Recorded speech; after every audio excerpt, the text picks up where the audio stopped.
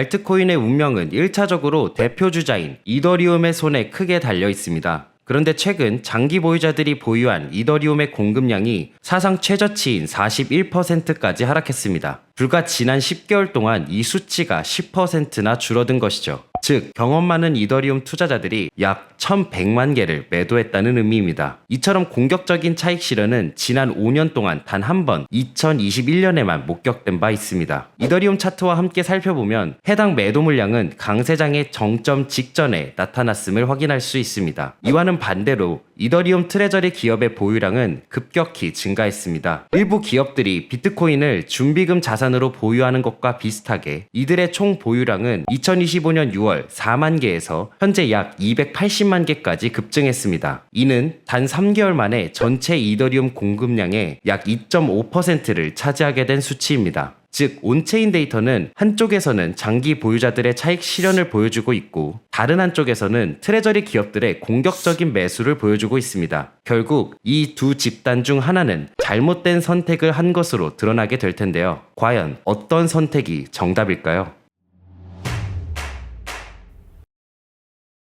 이더리움과 알트코인은 다른 자산들과 마찬가지로 금융환경이라고 불리는 요소들에 따라 거래됩니다. 이는 투자자들이 어느 정도의 위험을 감수할 의향이 있는지를 결정짓는 여러 변수들을 의미합니다. 특히 이더리움과 알트코인은 변동성이 크고 아직 젊은 자산으로 분류되기에 일반적으로 위험 자산으로 간주됩니다. 즉, 투자자들이 자금을 배분하려면 반드시 우호적인 금융 환경이 필요하다는 얘기입니다. 그 중에서도 가장 중요한 세 가지 변수를 살펴보며 현 금융 환경을 분석해 보겠습니다. 첫 번째는 미국 달러입니다. 달러가 약세를 보일 경우 전 세계 거래소에서 달러 기준으로 거래되는 이더리움과 알트코인에는 자동적으로 상승 압력이 가해집니다. 달러가 하락하면 해외 투자자들에게 이더리움이 상대적으로 저렴해져 매수 수요가 늘어나기 때문입니다. 반대로 달러가 강세를 보이면 이더리움으로 유입되는 글로벌 자금 규모는 줄어들게 됩니다. 과거를 돌아보면 이더리움의 두 차례 강세장은 모두 달러 약세와 동시에 일어났습니다. 그리고 올해는 1970년대 이후 가장 가파른 달러 하락세가 관측되었습니다. 앞서 다른 영상에서 강조했듯이 금리 인하가 다가오고 재정 적자 지출이 늘어나는 환경에서 달러는 추가 하락 여지를 충분히 남겨두고 있습니다. 따라서 첫 번째 금융 조건은 분명히 청신호입니다. 이제 두 번째 조건,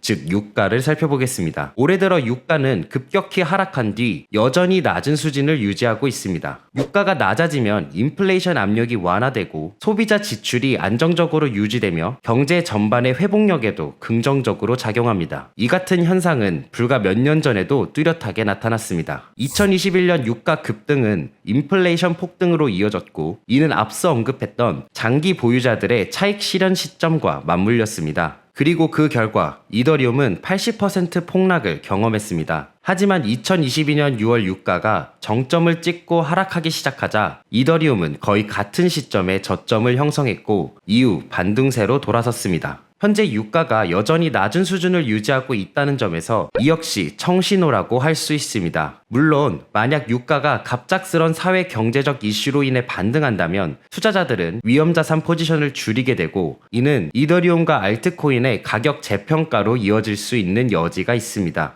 세 번째 핵심 요인은 미국의 금리 흐름, 즉 연방 기금 금리입니다. 금리가 낮아지면 차입 비용이 줄고 할인율이 낮아져 자연스럽게 자금이 암호화폐 같은 위험 자산으로 몰리게 됩니다. 이더리움의 가격을 함께 확인해 보면 이를 명확히 확인할 수 있는데요. 이더리움은 2020년 금리 하락이 본격적으로 시작되자 이와 함께 이더리움은 폭등했습니다. 그리고 2021년 11월 연준이 긴축으로 방향을 바꿨을 때 이더리움은 정점을 찍고 하락했습니다. 그리고 현재 우리는 다시 한번 금리 인하가 시작되는 완화 사이클에 접어들고 있습니다. 최근 금리 인하가 단행되었고 시장은 올해 말까지 총 355bp의 추가 인하 가능성을 약 70%로 반영하고 있습니다. 역사적으로 이런 확률은 아주 높은 신뢰도를 보여왔습니다. 따라서 단기 금리는 지금부터 올해 말까지 지속적으로 하락할 가능성이 높다고 판단 내릴 수 있습니다. 현재 우리는 약한 달러, 낮은 유가,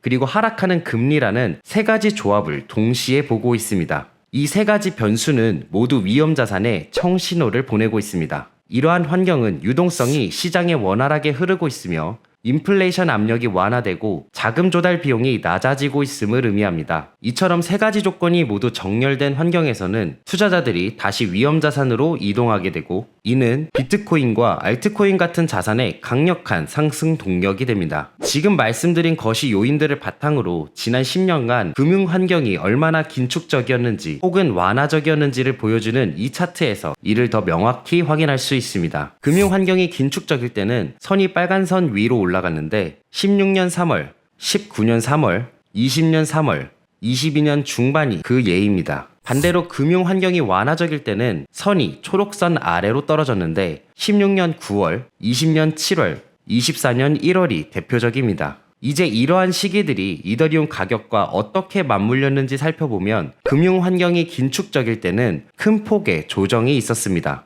반면 금융 환경이 완화적일 때는 이더리움과 알트코인이 강세를 보였으며 2016년과 2020년에는 사상 최고가를 새로 기록하기도 했습니다. 오늘날 금융 환경은 다시 완화되고 있으며 역사적으로 이는 위험 자산의 강한 상승세를 뒷받침해온 조건입니다. 그리고 혹시 거래 수수료 절반을 다시 환급받는 방법 아직 모르시나요? 단 5분만 투자하면 평생 수수료 돌려받는 셀퍼럴, 선택이 아닌 필수입니다. 자세한 내용은 영상 더보기란을 확인해보세요. 이러한 이유들은 영상 초반에 언급했던 장기 이더리움 보유자들의 차익 실현에 대해 크게 걱정하지 않는 이유이기도 합니다. 실제로 2021년 사례를 보면 동일한 패턴이 나타났을 때 이더리움은 즉시 정점을 찍지 않았습니다. 오히려 가격이 오를수록 차익 실현이 더 가속화되면서 상승 랠리는 계속 이어졌습니다. 그 과정은 총 450일 동안 이어졌고 이후 이더리움이 정점을 기록했습니다. 현재 우리는 이번 사이클에서 약 300일가량 지난 상황이며 과거 사이클을 기준으로 보면 2026년 1월쯤 정점에 도달할 가능성이 있습니다. 물론 그 시점은 언제든 변동될 수 있습니다. 하지만 핵심은 이 지표가 지금 이미 정점을 찍었다는 신호를 주지 않는다는 점입니다. 오히려 이더리움과 알트코인의 강세장이 후반부에 놓여 있으며 앞서 언급한 세 가지 금융 조건이 계속 우호적으로 유지된다면 추가 상승 가능성이 충분하다는 신호를 주고 있습니다. 요즘 시장의 강한 변동성 속에서 마음이 흔들리기 마련인데요. 오늘의 내용을 통해 시장을 더 넓은 관점에서 바라보시고 불안보다는 기회를 볼 수 있는 이성적인 판단에 보탬이 되었으면 좋겠습니다. 오늘 영상 도움이 되셨다면 구독, 좋아요